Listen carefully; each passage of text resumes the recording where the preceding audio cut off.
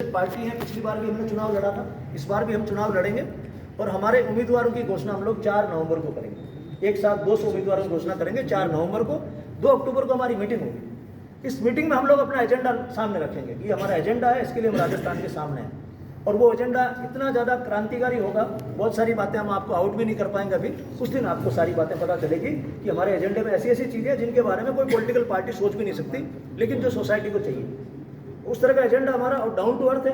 इस बजट के अंदर क्या हो सकता है वही हमारी बातें, इससे बाहर हम कोई बात करते भी नहीं, जो संभव बात करते हैं।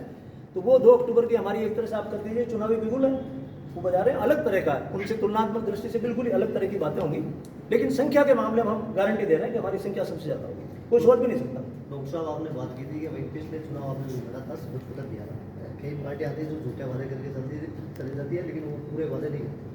तो इस बार क्या आप ऐसी गारंटी दोगे क्या?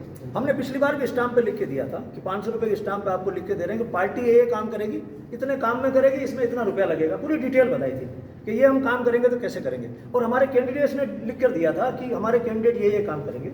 हमने ये कहा था कि हमारा एमएलए गवर्नमेंट सर्वेंट की तरह काम करेगा। जैसे एक स्कूल में टीचर जाता है, उसको पैसा मिलता है, स्कूल बराबर जाता है, पढ़ाता हुआ दिखाई देता है, तो हम उसको सैलरी देते हैं। हमारा एमएलए बिल्कुल 15 दिन आपको गांव में मिलेगा, बिल्कुल ट्रांसपेरेंट कि आज इस गांव में गया, आज इस गांव में गया, इस तरह नौकरी करेगा, जिसके लिए उसको 3 लाख रुपये मिलता है। उसको रोज का 3000 रुपये मिलता है डीए, उसको रोज का 3000 रुपये ड्राइवर का मिलता है, 3000 बाबू का मिलता है। और मैं राजस्थान के 200 विधानसभा क्षेत्र के गाँव गाँव में घुमा हूँ। मैंने उनसे एक ही सवाल पूछा है कि आपके एमएलए पिछली बार कब आए? बोले साहब एमएलए 4 साल में तो कोई नहीं। आंख मीच के पूछो, कहीं पे भी आए ही नहीं। आए तो किसी के ब्याह में आ गए, बांध बनाने के लिए, कोई मर गया तो आ गए, लेकिन यूं बात करने के लिए जिसके लिए उनको पैसा मिलता है कभी भी नहीं आए। कि आप पूछो लोगों से, फिर विधानसभा में जाके प्रश्न उठाओ, आपका काम तो है, मिलोगे तो प्रश्न उठाओगे। अब वो मिलते लोगों से है नहीं, और लोग डाक बंगले में, सर्किट हाउस में जाके हाथ जोड़ के साफ साफ करते हैं। हम कह रहे हैं साफ साफ वाले कल्चर खत्म करेंगे।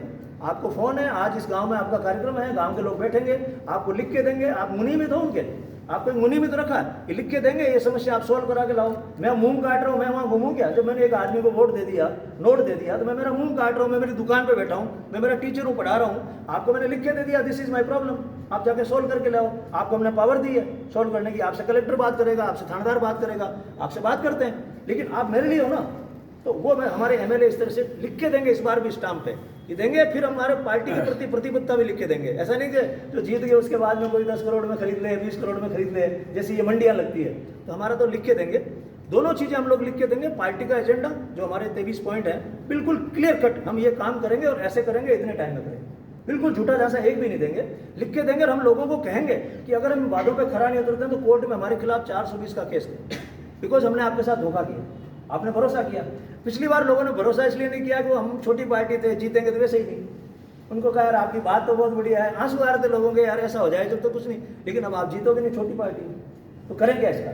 तो लोग इधर से उधर गए, लेकिन आपको जानकर हैरानी होगी, पिछली बार लोग आज जो मूड में, पिछली बार के ऐसे मूड में थे, ना वो कांग्रेस को वोट देना चाह रहे थे, ना बीजेपी को वोट देना चाह रहे थे, और तीसरे फ्रंट उनके समझ में नहीं आ रहा था करें क्या, वो जीतेगा कि नहीं जीतेगा।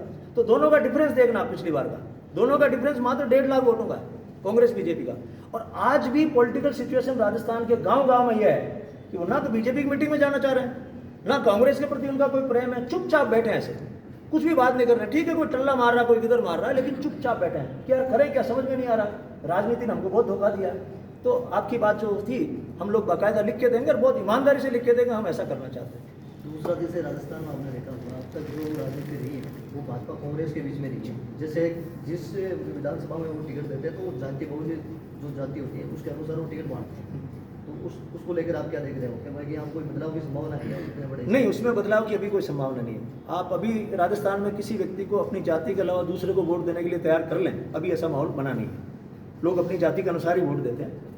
हम लोग इस सच्चाई को स्वीकार कर रहे हैं, इस बार स्वीकार कर रहे हैं। पिछली बार हमने स्वीकार नहीं किया था, हम तो थोड़ा ज़्यादा सिद्धांत में चल गए थे। हमें लगा नहीं लोग बातें समझ लेंगे, तो हम व्यवहारिक रहेंगे।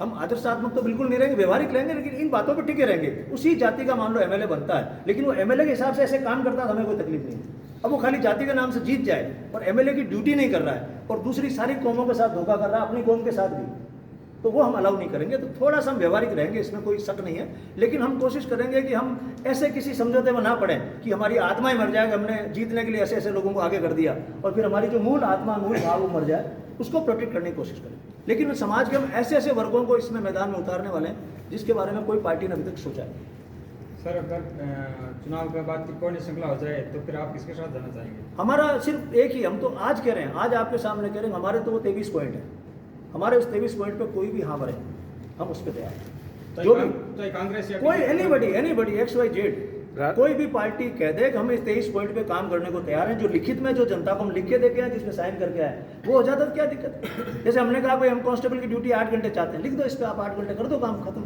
हमारा अपना क्या है, हमें तो कुछ चाहिए नहीं, हमें तो वो 23 पॉइंटों पे उतारना है। जैसे वार्ड सभा होनी चाहिए, गांव में वार्ड सभा हो और उसमें सारी पावर हो, उसमें सारे अधिकारी बैठे हैं, गांव का राज आना चाहिए, उसमें कोई तैयार है तो हमें दिक्कत ही नहीं।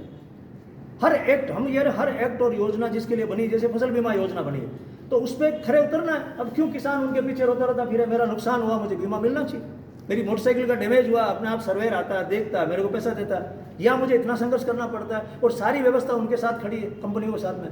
तो जो भी हमारे उस 23 मुद्दों के ऊपर लिख के देगा, उसको भी लिख के देना पड़ेगा, स्टाम्प पे लिखना देना पड़ेगा कि हमारे साथ कोई गठबंधन करेगा। ऐसा नहीं कि हमने फोटो खिंचवा ली, स्टाम्प पे लिख के देना पड़ेगा, लाइव बात होगी, जनता के सामने लाइव बात होगी कि ये करेंगे, लिख के देने के बाद क्या दिक्कत है? राजस्थान के अंदर आपकी पार्टी कितने सीटों पर चुनाव लड़ेगी सर? हमारी पार्टी 200 सीटों पर लड़ेगी। आपको जानकर हैरानी होगी, पिछली बार हमारा कैंडिडेट सादुल शहर में था, गंगानगर में, इधर हमारा कुशलगढ़ में कैंडिडेट था, लास्ट बांसवाड़ा के पॉइंट पे था, इधर शिव बाड़मेर में हमारा कैंडिडेट था, इधर बहरौड़ में हमारा कैंडिडेट था। कोई जगह ऐसी बची नहीं जहाँ हमारा कैंडिडेट नहीं थे। और अब तो हमारा वर्क इतना ज़्यादा ग्राउंड पे हो चुका है, 200 विधानसभाओं में बहुत प्यारे कैंडिडेट्स होंगे, जिनको देखने के बाद लोगों को लगेगा हाँ ये कैंडिडेट तो हमको चाहिए थे। सभी सीटों में चुनाव लड़ेंगे, लेकिन उनकी घोषणा एक ही साथ होगी 4 नवंबर, इसकी डेट फिक्स हमारी 4 नवंबर, उस दिन ही करेंगे। चलो, हाँ ठीक है।